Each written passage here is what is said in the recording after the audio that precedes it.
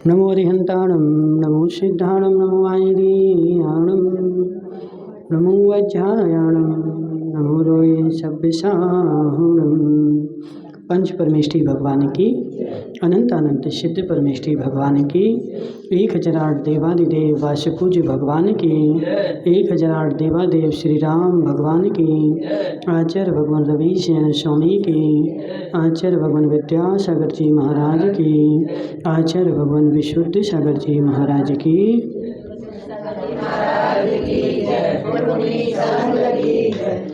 यहाँ पे अपना पद्म पुराण चल रहा है और जिसमें कल अपन ने देखा था कि लंका में रावण की हालत ख़राब थी, वही बच्चों जैसे काम कर रहा था और ऐसी हालत को देख कर के विभीषण ने लंका की सुरक्षा की योजना बनाई थी कि सारी लंका के लिए एक मायामयी कोट से ढक दिया जाए ताकि कोई यहाँ पर आ ना पाए। ठीक है, तभी लंका सुरक्षित रहेगी, वरना कोई भी आक्रमण कर सकता है और हमें जीत सकता है। ऐसी योजना बनाई थी। उसके बाद अब क्या होता है देखते हैं। तो वहाँ वो पूरी कथानी हो गई थी। अब यहाँ पे क्या चलना, अपना सुग्रीव का वर्णन चालू करना अपन को। ठीक है, अथानंतर किष्किंधापुर का स्वामी सुग्रीव स्त्री के विरह से दुखी होकर भ्रमण करता हुआ जहाँ की खरदूषण और लक्ष्मण का युद्ध हुआ था वहाँ आकर उसने देखा। तो वो किष्किंधापुर का स्वामी जो है सुग्रीव, तो किष्किंधापुर में क्या हुआ है कि कोई विद्याधर सुग्रीव का रूप रख करके और उसके महल में रह रहा है और असली सुग्रीव जो है उसको नगर से भगा दिया गया है। ठीक है, तो अब वह मदद की सहायता से यहाँ वहाँ घूम रहा है। तो घूमते घूमते वह उस स्थान पर आया जहाँ पर लक्ष्मण का और खरदूषण का युद्ध हुआ था। उस युद्ध भूमि में आकर के उसने क्या देखा कि कहीं टूटे हुए रथ पड़े हैं, कहीं मरे हुए हाथी पड़े हैं, कहीं जिनके शरीर छिन्न भिन्न हो गए हैं ऐसे घोड़ों के साथ सामंत पड़े हैं, कहीं कोई राजा जल रहे हैं, कोई सांसें भर रहे हैं, कहीं स्वामी के पीछे मरण करने वाले स्वामी भक्त सुबट पड़े हैं, किन्हीं की आधी भुजा कटी हुई पड़ी है, कहीं और किन्हीं की आधी जांघें टूटी हुई पड़ी हैं, किन्हीं की आंतों का समूह बाहर निकल आया है, किन्हीं के मस्तक कटे हुए पड़े हैं, किन्हीं को श्रृंगार घेरे हुए खा रहे हैं, किन्हीं को पक्षी खा रहे हैं, किन्हीं के मृत शरीर को रोते हुए कुटुंबी जन आच्छादित हो रहे हैं। यह क्या है? इस प्रकार पूछने पर किसी ने बताया कि सीता का हरण हो चुका है और जटायु और खरदूषण मारे गए हैं। यानी जहाँ पर लक्ष्मण का और खरदूषण का युद्ध हुआ था वहाँ पर भीषण विकट समस्याएं। अब देखो उस समय के युद्ध में और इस समय के युद्ध में कितना अंतर है कि जहाँ पर युद्ध हुआ था वहाँ पर कितने लोगों की तो हाथ कटे पड़े हैं, किसी की भुजाएं पैर कटे पड़े हैं, किसी के पेट की आंतें बाहर निकल गई पूरी। जैसे अपन रोड पे जाते ना, रोड पे क्या होता, कोई कुत्ता ट्रक के नीचे आ गया, उसकी पूरी पेट की आंतें जो है रोड पे डली हैं और वो कौआ जो है उसकी आंतें को खींच खींच करके उसने वहाँ तक ले गया। तो ऐसे वहाँ उस युद्ध भूमि में ऐसा दृश्य था कि ऐसे लोग पड़े हुए थे। अब ऐसे पड़े, अब उनको कोई देखने वाला भी नहीं है, क्योंकि एक आध दो हों चार हों तो अस्पताल में भर्ती कर दो। कितने हैं? तो लाखों की संख्या में हैं। पहले जो युद्ध होते थे उनमें कितने लोग मरते थे? 1 2 3 लाखों लाखों लोगों का मरण हो जाता था। ठीक है ना, और मर करके वहाँ डले हैं, कोई नहीं देखेगा। कौन देखेगा? तो चील कौए खा लेंगे, शेर वगैरह आकर के खा लेंगे और कुत्ते आकर के उनको खा लेंगे और क्या बचेगा? तो हड्डी हड्डी बचेगी। समझ रहे ना? तो अभी जैसे कल वो वीडियो दिखाया था कि अपन लोग कोलगेट मंजन जो है, कोलगेट मंजन करते हैं। कोलगेट मंजन क्या है? कोलगेट मंजन क्या है? तो कोलगेट मंजन जो है वह मरे हुए भैंसों के चमड़ी नहीं, हड्डियों का चूर्ण है। नहीं, देखो स्थिति वास्तव में ऐसी है। अब एक यूपी में जो कत्ल खाने लगे हैं वह यूपी, सुनो गाय वाली अम्मा, यूपी में जो कत्ल खाने लगे हैं उसमें कितनी 5 लाख 6 लाख गायें डेली कटती हैं। उनको इतना मतलब सरकार ने इतना परमिट दे रखा है, 5 लाख 6 लाख गायें हैं रोज़ काटने का, एक एक दिन का परमिट है। अब ये बताओ कि जब इतनी गायें एक एक दिन में कटेंगी तो उनके खून के तो टैंकर भर गए। मांस तो माना कि अपन ने विदेश में भेज दिया और लोगों ने खा लिया, लेकिन हड्डी कौन खाए? और इतने 5 लाख एक दिन में कटें तो महीना भर के कितने हो गए? 1.5 करोड़ कितने हो गई? 5 के 5 दाम 50, 1.5 करोड़ हो गई। अब 1.5 करोड़ गायें एक महीने की, उनकी हड्डियां जहां डाली जाएं वहां पहाड़ बन जाए हड्डियों का। और सरकार का स्पष्ट नियम है कि गायों का कोई भी अवशेष बाहर नहीं आना चाहिए। यदि बाहर आएगा तो उनका लाइसेंस निरस्त कर देंगे। तो हड्डियां कहाँ जाएं, खून कहाँ जाए? तो ये खून के तो तुम्हारे जो नौ पॉलिश वगैरह है मुंह में लगाने की, ये सब चीज़ें बन जाती हैं, तुम लोग मुंह में लगा लेते हो, समझ रहे ना, हाथों में पोत लेते हो। तो ऐसे बना करके सरकार उसको व्यय कर देती है। अब बची हड्डियाँ, तो हड्डियों को कहाँ डालें? तो हड्डियों को मशीनों में पीस करके और क्या बनते हैं, ये कोलगेट बन गए। श्वान भी हड्डी चबाता है, हम भी हड्डी चबाते हैं। बोलो दीपेश की अम्मा, अपन श्वान से बड़े हैं क्या? है श्वान हड्डी चबाता है, भागता है, और सुबह सुबह हम भी उठ करके सबसे पहला काम क्या करते हैं? तो हड्डी चबाते हैं। तो हमारा काम क्या है? सुबह सुबह हड्डी चबाने का, मुंह में रिया, और वो थोड़ा सा तो अंदर भी चला जाता है, यानी हड्डी खा ली हमने। आज तुम तो नहीं करती, लेकिन जी दीपेश की अम्मा तो करती हैं। समझ रहे ना? तो जी जो कोलगेट है, चाहे पेप्सोडेंट हो चाहे कोलगेट हो, जी जितने भी सफ़ेद टूथपेस्ट हैं और सफ़ेद पाउडर हैं, ये सब क्या है? तो हड्डियों का चूरा है, हड्डियों का। इसलिए तो वो सस्ता आ रहा, 10-25 रुपया में तुम्हारे पास इतना बड़ा डिब्बा आ गया। तो कौन दे रहा बताओ? असली यदि तो काली मिर्च और मिर्च का किसका बनता है, क्या बोलते, अखरोट वगैरह का हमारे पास आता है, वो 160 रुपये का 50 ग्राम है, समझ रहे ना? और वो भी महाराज के लिए वो अलग से शोले का बनाता। तो 160 रुपये का यदि वो तुम्हारे पास आए तो 200-250 रुपया 50 ग्राम कौन लेगा? कोई नहीं लेने वाला। और तुम्हें तो कितने का चाहिए? 10-25 रुपया में मिल जाए तो 10 रुपया में तो जो है वो हड्डियों का चूरा, क्योंकि उनको हड्डियाँ तो फेंकनी थी ना, वेस्टेज है। काय वाली अम्मा क्या है? वेस्टेज है। हड्डियाँ तो उनको कैसे ही गलानी थी, क्योंकि इतना बड़ा पहाड़ लग जाता तो उसको गलानी थी। तो उन सबको पीस करके और तुम्हारे लिए पाउडर बना दिया, से तुम सुबह सुबह खोल करके और उसको दांतों पे घिस लेते हो, तो हड्डी पे हड्डी चबा ली हमने। तो हे स्वानो, हाँ तो वही तो बोला ना कि हड्डी पे हड्डी चबाई। जो लोग जी कोलगेट के पेस्ट कर रहे हैं उन सबसे बोल देना, हे स्वानो, हड्डी लेकर के कुत्ता भाग रहा है, कुत्ता हड्डी लेकर के भाग रहा है, मुंह में हड्डी दबाए है और जा रहा है, जी हड्डी है। यदि हो थोड़ा सा जैनत तो इन सबको छोड़ दो। और सूखे पेस्ट बहुत सारे आयुर्वेदिक पेस्ट आते हैं, बहुत सारे, और पेस्ट करने नहीं, गीले चीज़ें तो करनी नहीं, क्या करना? सूखे वाले पाउडर लाओ। आयुर्वेदिक एक ग्रो दंत मंजन आता है, बहुत बढ़िया आता है, एक ग्रो का। ये तुम्हारे जी कृष्ण गोपाल कालेड़ा में ही बनता है, बहुत अच्छा शुद्ध आयुर्वेदिक बनता है। तो इन चीज़ों को शुद्ध को यूज करो, इन हड्डियों को रगड़ना बंद करो। रक्षा भाई करती हो? त्याग कर दो आज से, करो का सर, आज से कोलगेट नहीं करेंगे, पेप्सोडेंट नहीं करेंगे, पेस्टों का त्याग। बोल रहे क्या बोल रहे हैं? कितनी हड्डियां डली वहाँ पर, कितने लोगों के सिर कट गए, समझ रहे ना? तो ऐसे इसने पूछा कि सीता जो है, सीता का हरण हो गया, और सीता का हरण होने के बाद जटायु भी मारा गया और खरदूषण भी मारा गया। इस प्रकार सुग्रीव को पता चला। तदनंतर खरदूषण की मृत्यु से किष्किंधा पति सुग्रीव बहुत दुखी हुए हैं। वह आकुल होता हुआ इस प्रकार चिंता करने लगा कि हाय, मैंने विचार किया था कि मैं उस बलशाली के लिए निवेदन कर स्त्री संबंधी शोक से छूट जाऊंगा। इसी बड़ी आशा से मैं यहाँ आया था, पर मेरे भाग्य रूपी हाथी ने उस आशा रूपी महावृक्ष को कैसे गिरा दिया। यानी सुग्रीव जो आया था वो काहे के लिए आया था?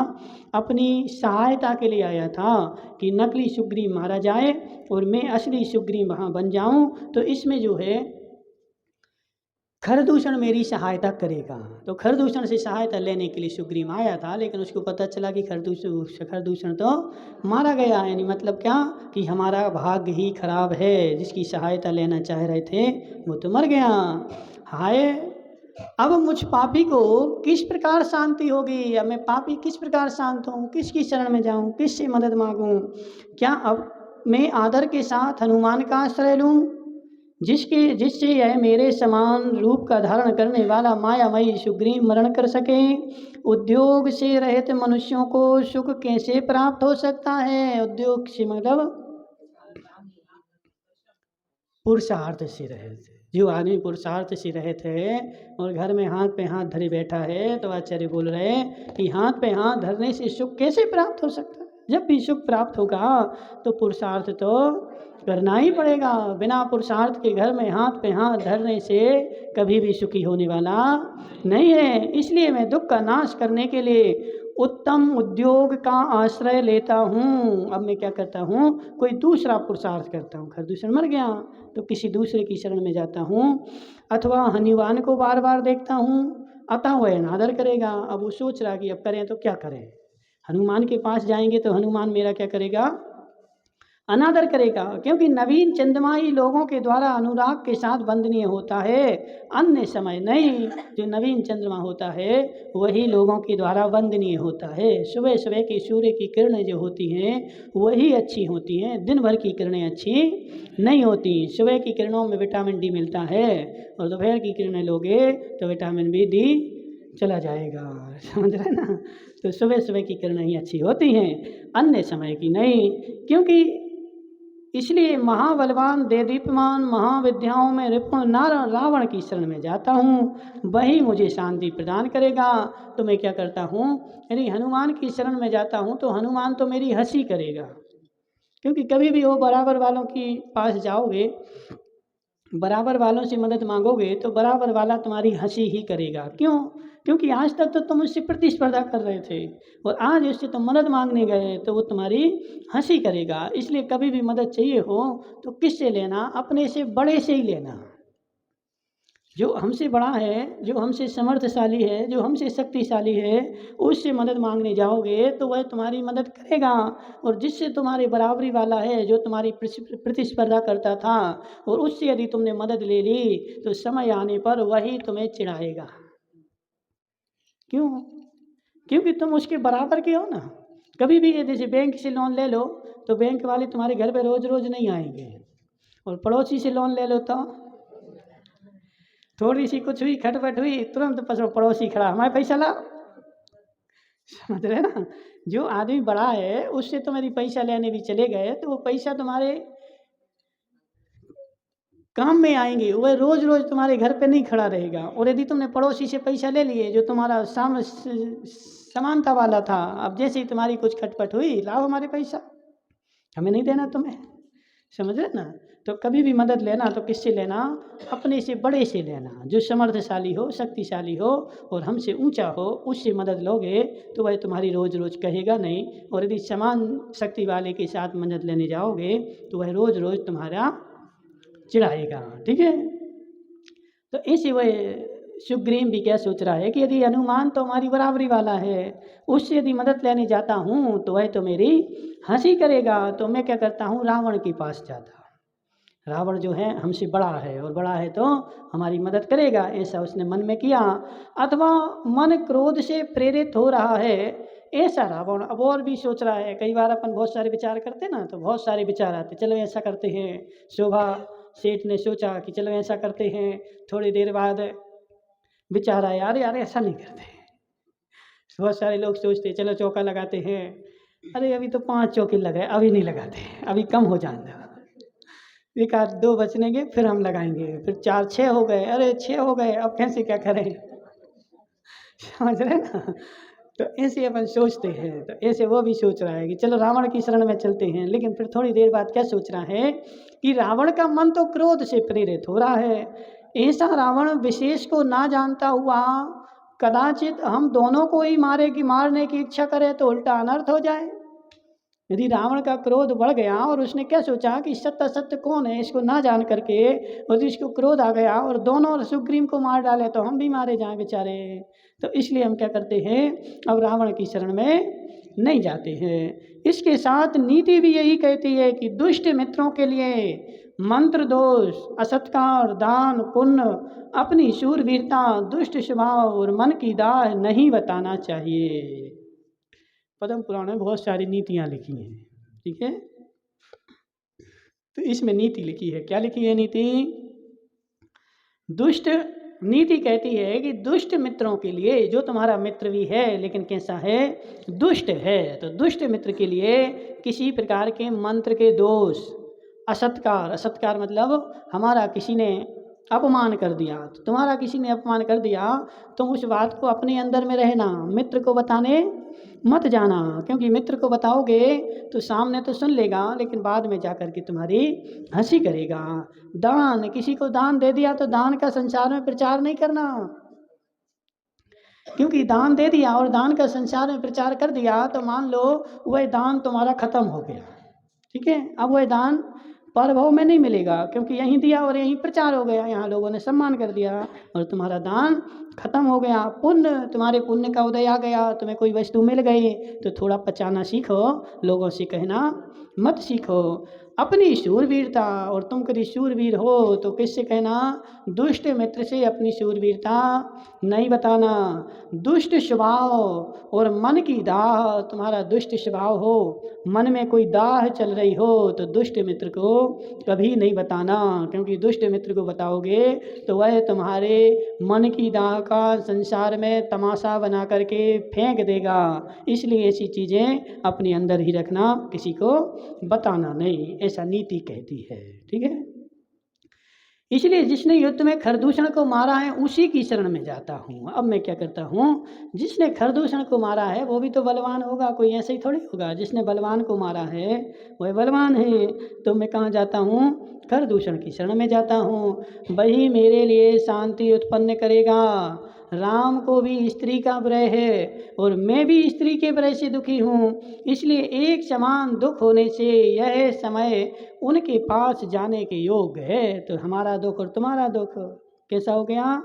समान समान हो गया। तो समान जिसका दुख हो वह समान दुख वाला सामने वाले के दुख को जानता है। जिसका सिर दर्द हो रहा हो तो किससे पूछने जाओ? जिसका सिर दर्द हो रहा हो उससे पूछने जाओ कौन सी दवाई लगाएं, समझ रहे ना।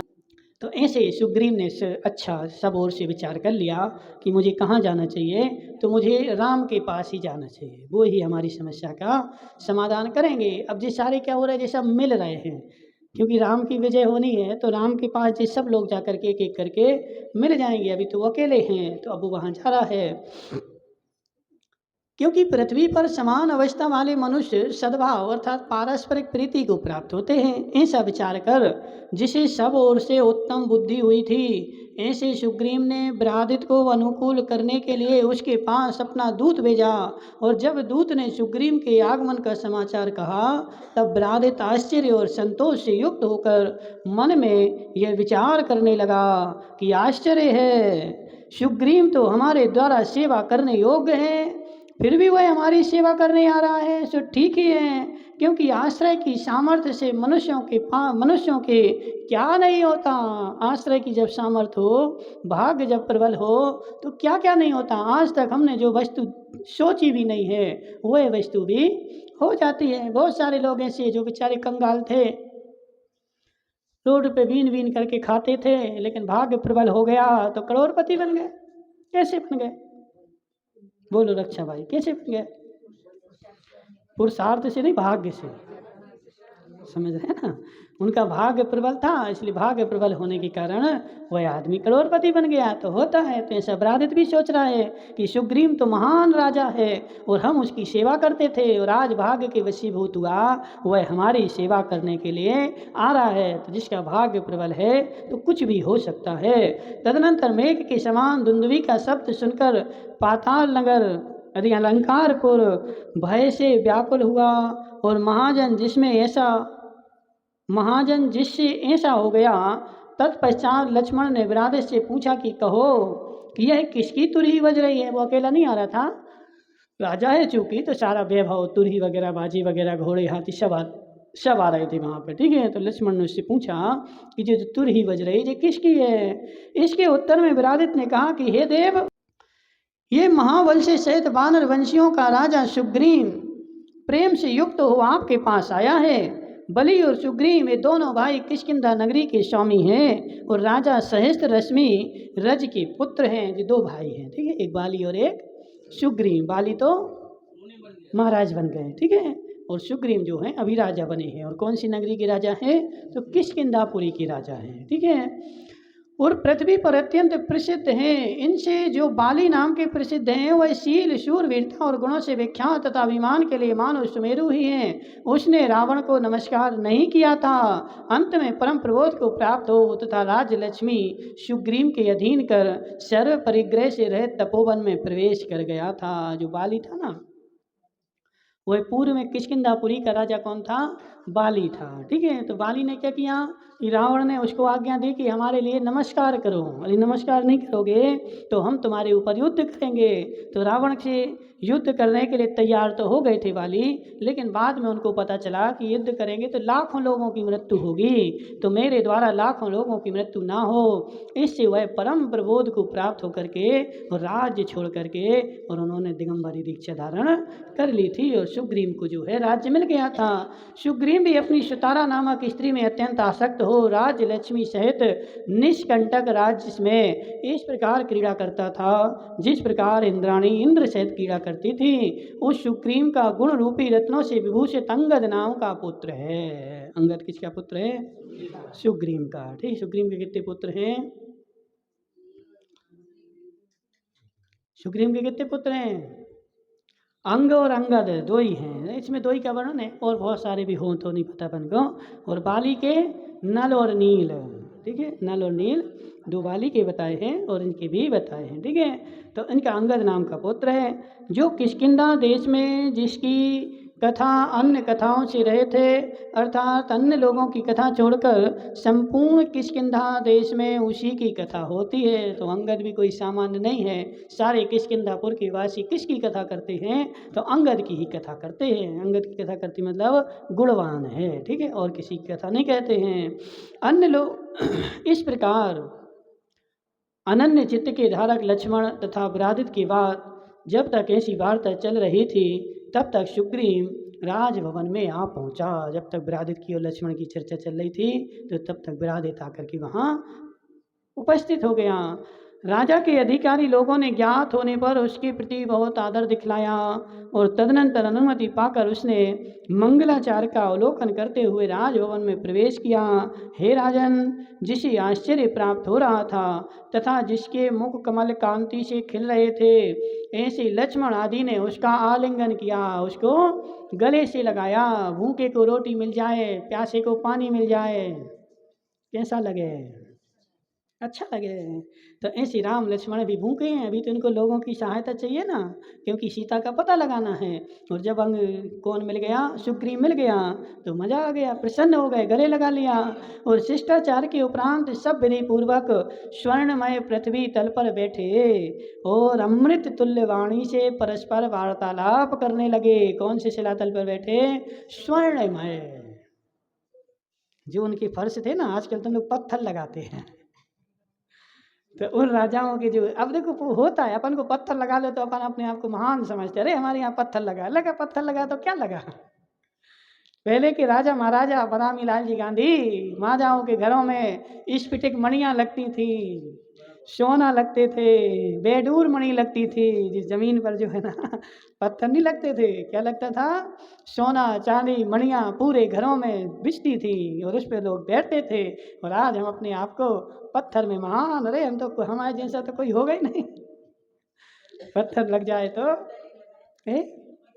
अब इटालियन लगाओ चाहे जापानी लगा समझ रहे ना।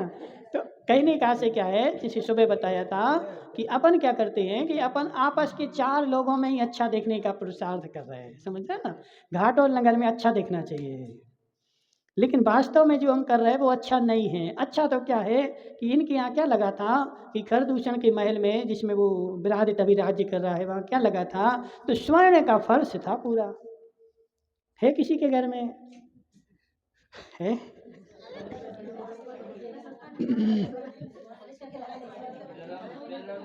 जी, हम लोगों की मूर्खता है। हम क्या सोचते हैं कि पहले सस्ता बिकता था, लेकिन हे जीव, उस समय मुद्रा की कीमत वही थी। और सोना ही अकेला सस्ता नहीं था, सब कुछ सस्ता था। 2 रुपया में तो घी मिल जाता था। अब लेके आओ 2 रुपया का घी 1 किलो। है? तो उस समय वही बोल रहे हैं ना कि 2 रुपये, हम जब बचपन में छोटे थे तो यदि 1 रुपया मिल जाए तो 1 रुपये का तो इतना सामान आता था कि पेट में बनता नहीं था। बचपन में 1 रुपया की यदि चॉकलेटें ले आओ तो तुम खा नहीं पाओ, पेट भर जाए 1 रुपया की चॉकलेटों में। अब 1 रुपया लेके जाओ तो कुछ नहीं मिले, समझ रहे ना? है? तो वही तो बोल रहे हैं ना कि 1 रुपया ले नहीं, 1 रुपया में हमारे ज़माने में वो पुंगा का पैकेट आता था, वो लोग तुम क्या बोलते हो, उंगलियों में फंसाते हो, भोंगड़ियाँ। वो भोंगड़ियाँ, इतनी बड़ी-बड़ी भोंगड़ियाँ 25 आती थी 1 रुपया में। हैं? इतनी बड़ी 25 आती थी और 25 जो है हम खा नहीं पाते थे, मुश्किल से 15-20 खाते और उसको छोड़ देते। तो उस समय 1 रुपया की कीमत बहुत सारी थी। अब 1 रुपया में क्या है? तो इसलिए कहने का आशय ऐसा नहीं सोचो कि अब सोना महंगा हो गया, उस समय भी महंगा ही था। मुद्रा की कीमत सब ओर से बढ़ी है। एक यहाँ पे क्या बोल रहे हैं कि वह दोनों जो थे शिष्टाचार का पालन करके स्वर्णमय पृथ्वी तल पर बैठ गए। जो पृथ्वी तल था वो काहे का था? स्वर्णमय था। तो स्वर्ण की तो पृथ्वी थी, अब फिर उनके पास जो कुर्सी वगैरह होगी वो काहे की होगी? तो और महंगी महंगी मणियों की होंगी वो कुर्सी वगैरह, ठीक है, लोहे की नहीं होगी। और अमृत तुल्य वाणी से परस्पर वार्तालाप करने लगे। और कैसी वाणी से कर रहे वार्तालाप? अमृत तुल्य, ठीक है, अच्छी सी वार्तालाप कर रहे हैं। अपन लोग भी ऐसी करो करे, हीरे तोरे नहीं करना, ठीक है ना? कैसे करना? अमृत तुल्य वाणी से। वाणी में ऐसा लगे कि शिष्टाचार, तुम ऐसी वाणी बोलो ताकि तुम बोलो तो लोगों को तुमसे बोलने का बार बार मन हो। ऐसी वाणी नहीं बोलो कि एक बार बोल दो तो फिर कोई दूसरी बार तुम्हारे सुनने को तैयार नहीं हो, समझ रहे? तो ऐसी वाणी बोलो, ऐसी वाणी बोलो कि तुमसे लोग बार बार आए तुम्हारे पास कि हाँ जी बहुत अच्छा आदमी, अच्छी बोलता है, इसकी वाणी हमें सुनना है, हमेशा आतुर रहे। और ऐसी वाणी बोलो कि वो तुम बोला फिर आदमी भाग जाए, कान बंद कर ले, कहाँ भाग जाए बता। ऐसी होती, बहुत सारे लोग जैसे ही बोलना शुरू करते हैं, लोग ऐसे कान बंद करते हैं, ऐसा लगता है जैसे डंडा मार रहे हैं। कुछ लोग जैसे बोलते हैं तो ऐसा लगता है कि जैसे डंडा बरसा रहे हों, और कुछ लोग जब बोलते हैं तो ऐसा लगता है जैसे अमृत बरस रहा हो। लोग कान खोल करके उसको सुनना पसंद करते हैं। तो हमेशा क्या करना? अच्छी वाणी बोलो जिससे लोग तुम्हारी ओर आकर्षित हों। कठोर वाणी का त्याग कर दो। उन लोगों ने कौन सी वाणी बोली? अमृत तुल्य वाणी बोली। जब अमृत तुल्य वाणी यदि बोलोगे तो संसार अपने आप तुम्हारा बन जाएगा, ठीक है। और कठोर वाणी बोलोगे तो आदमी अपने आप तुमसे दूर हो जाएगा। इसलिए तदनंतर वृद्ध जनों से राजा रामचंद्र के लिए परिचय दिया कि हे देव, यह किष्किंधा नगर का राजा सुग्रीव है। जी जो आया है, राम को बुलाया और राम को परिचय दिया। ये कौन है? तो किष्किंधापुरी का राजा सुग्रीव है। यह महाऐश्वर्यशाली, महाबलवान, भोगी, गुणवान और सज्जनों को अतिशय प्यारा है। किंतु किसी दुष्ट मायावी ने विद्याधर बन करके इसको आपत्ति में डाल दिया है। किसी दुष्ट विद्याधर मायावी ने राजा सुग्रीव को क्या किया है? आपत्ति में डाल दिया है। ऐसा राम को परिचय करा रहे हैं। क्योंकि विराजित तो पहले से परिचित था, और राम लक्ष्मण तो वहाँ नए गए ना, तो वो कोई को जानते ही नहीं कौन कौन का राजा है क्या है। वो तो जंगलों में रह रहे थे। तो राम को सारा परिचय करा रहे कि यह सुग्रीव है, और किसी दुष्ट मायावी विद्याधर ने इनको आपत्ति में डाल दिया है। कोई दुर्बुद्धि विद्याधर इसका रूप धरकर इसके राज्य भोग, नगर, सेना और इसकी प्रिया सुतारा को भी ग्रहण करना चाहता है। किसी ने इसका रूप रख लिया और इसके नगर में जाकर के उसकी राज सिंहासन पर बैठ गया है। तदनंतर वृद्ध जनों के उक्त वचन पूर्ण होने के बाद राम सुग्रीव के सम्मुख उसकी ओर देखने लगे। राम ने सुग्रीव की सम्मुख देखा और राम ने विचार किया कि अरे यह तो मुझसे भी ज़्यादा दुखी है। अब राम देख रहे, अपन को ऐसा लगता है कि संसार में हम ही सबसे बड़े दुखी हैं।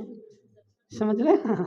जब दुनिया के दुख देखने जाओगे तो ऐसा लगेगा संसार में बहुत बड़े बड़े दुख हैं, हम ही अकेले दुखी नहीं है। और उनके सामने देख करके जाओ तो ऐसे ही है। जब कभी भी दुखी हो, ऐसी नीति है, जब कभी भी दुखी हो मीराबाई तो अपने से छोटे को देखना, और जब कभी भी सुखी हो तो अपने से बड़े को देखना। छोटे को देखोगे तो दुख दूर हो जाएगा, और बड़े को देखोगे तो सुख दूर हो जाएगा। दुख में कूलोगे नहीं और सुख में फूलोगे नहीं। तो दुखी हो जाओ तो नैना की अम्मा बेटा घर से भगा दे, डंडा मारे, तो फिर उस श्वान को देखना, ये श्वान हमसे भी ज़्यादा दुखी है। कम से कम हमारा घर तो है, बेटा दुखी तो दे रहा है, घर में रहने तो दे रहा है। इस श्वान के पास तो कोई घर भी नहीं है, और फालतू में जिसके घर पे भी जाता है तो वह डंडा मार के ही भगाता है। हमसे ज़्यादा सुखी, उससे तो सुखी है ना। और जब तुम्हें सुख हो, अरे हमारा इतना बड़ा घर, तो बगल में बदामी लाल का मकान देख लेना, उनका मकान हमसे भी ज़्यादा बड़ा है। समझ रहे ना? तो जब सुखी हो तो अपने से बड़े को देख लेना, और जब दुखी हो तो अपने से छोटे को देख लेना। तो दुख और सुख में तुम्हारा संतुलन बना रखेगा, अपना संतुलन खोओगे नहीं। ठीक है, ऐसी नीति है। तो इस प्रकार राम ने देखा, अरे ये तो मुझसे भी ज़्यादा दुखी है,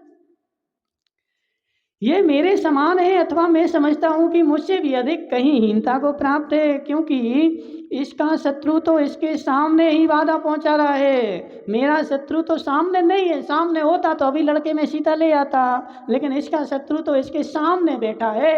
अब कितना बड़ा दुख हो बताओ, तुम्हारे घर में कोई चोरी कर ले और चोरी करके चोर भाग जाए तो तुम तो मन में कुट लोगे, अरे मिल जाए तो हम तो कुचल डाले, पकड़ा जाता तो हम तो खूब मारते, ऐसा करते, पुलिस को दे देते, तो उसमें तो तुम फिर भी संतोष को प्राप्त हो जाओ। लेकिन कभी ऐसी घटना घटे कि तुम्हारा चोर तुम्हारे सामने हो, अब तुम कुछ नहीं कर पा रहे, फिर कैसा लगे? तुम्हें पता है इसने चोरी करी, जे है, ऐसी जेई है, जरूर है, अब और फिर भी तुम कुछ नहीं कर पा रहे, तो फिर मन में ज़्यादा ठेस पहुंचती है। तो सुग्रीव जो है, राम सोच रहे यह तो मेरे से भी ज़्यादा दुखी है, इसका शत्रु तो सामने बैठा, और सामने बैठने के बाद भी यह कुछ नहीं कर पा रहा, क्योंकि इसका शत्रु तो सामने बाधा पहुंचा रहा है। इसका यह कार्य अत्यंत कठिन है, सो किस प्रकार होगा, इसकी यह बड़ी हानि हो रही है। मेरा जैसा व्यक्ति क्या करेगा, मैं भी क्या करूं, क्या कर सकता हूँ।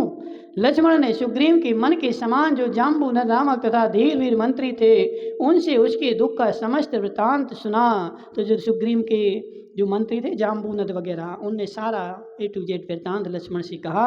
और तदनंतर मंत्रियों में मुख्य जाम्बूदन ने बड़ी विनय से मायामय सुग्रीव और वास्तविक सुग्रीव का अंतर बतलाया, और उसने कहा कि हे राजन, अतिशय दारुण काम रूपी लता के पास से विवश सुतारा के रूप से मोहित कोई पापी विद्याधर माया से इसका रूप बनाकर मंत्री वर्ग तथा समस्त परिजनों के बिना जाने संतुष्ट हो सुग्रीव के अंतःपुर में प्रविष्ट हुआ है। कोई आदमी ऐसा ही रूप बना करके और सुग्रीव के अंतःपुर में प्रवेश कर गया है।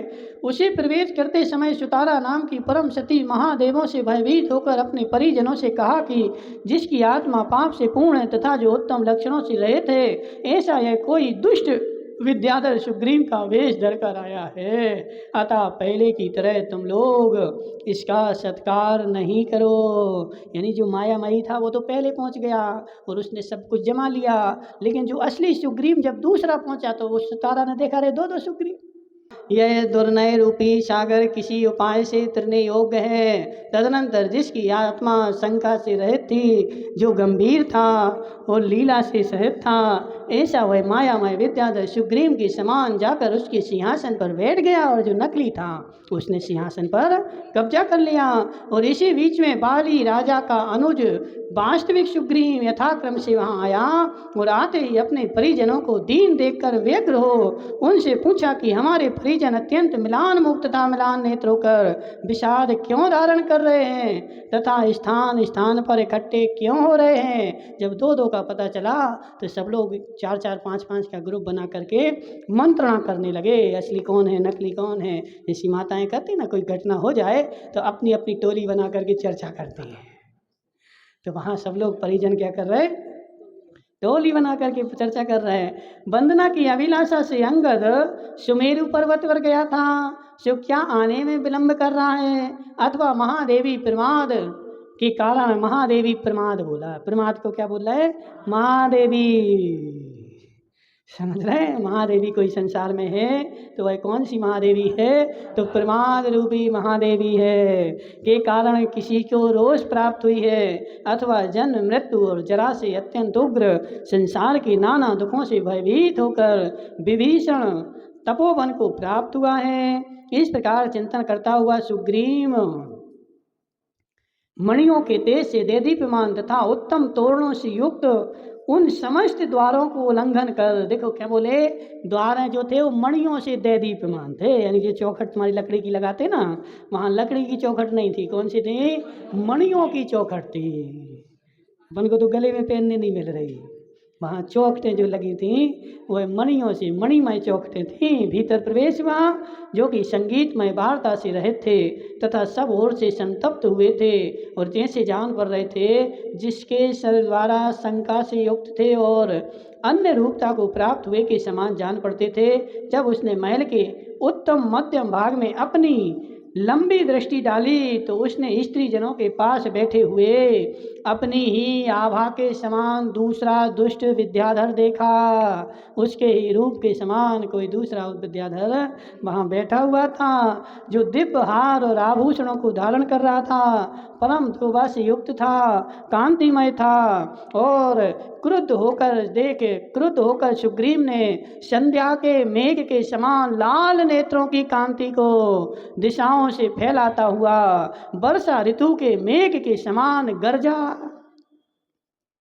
कैसा गरजा, तो जैसे शाम के समय दिशाएं लाल होती हैं वैसे उसने अपने असली सुग्रीव ने अपने नेत्र लाल किए और गरजा। कैसा गरजा, तो जैसे वर्षा के समय में मेघ गरजते हैं और मेघ के समान गरज करके उसने क्या बोला, तो देखेंगे कल। ओम नमः सिद्धिभ्याम।